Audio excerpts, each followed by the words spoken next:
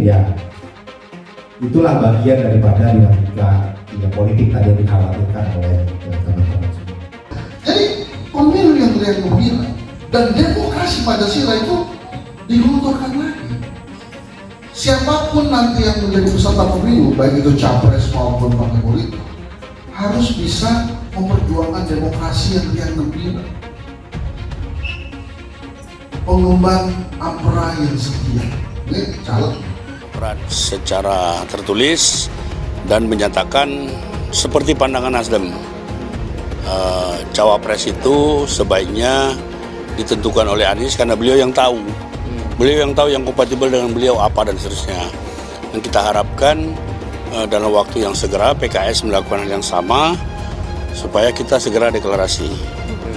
Karena mulai besok 30 dan 31 Pak Anies masih kami bawa sosialisasi di NTB, Lombok. Kita mendengar penjelasan bahwa hari ini teman-teman koalisi berkumpul di kediaman Pak Anies dan itu forum rutin berjalan terus. Kadang-kadang sepekan 2 kali, kadang-kadang sepekan 3 kali, tapi setiap pekan pasti ada pertemuan.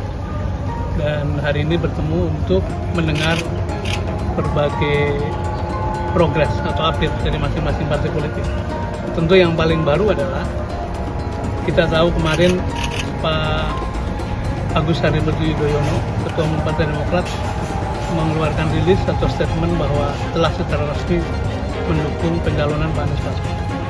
Itu kita syukuri sebagai progres karena dengan begitu maka kita sudah mencapai mendekati 20%. Tinggal satu lagi dan insya Allah kita doakan mudah-mudahan teman kita dari PKS juga akan menyusul pernyataan semacam itu. Kita tunggu proses internal yang sedang berlangsung dan dalam proses finalisasi mudah-mudahan. Nah, hari ini kita ingin mendengar penjelasan langsung dari teman-teman Demokrat, tapi juga mungkin nanti dari PKS dan mungkin disusul dari Nasdem.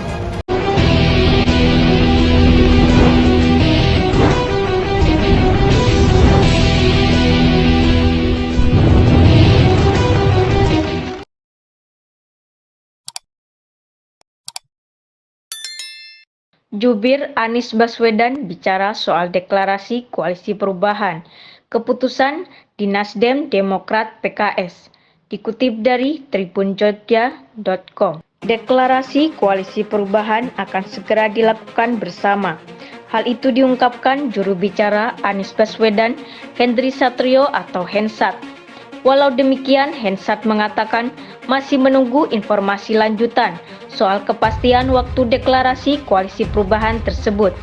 Karena parpol yang punya kesepakatan, yang punya tiket juga parpol, kata Hensat. Jubir Anies Baswedan tersebut mengatakan pihaknya menyerahkan keputusan waktu deklarasi Koalisi Perubahan pada parpol pengusung.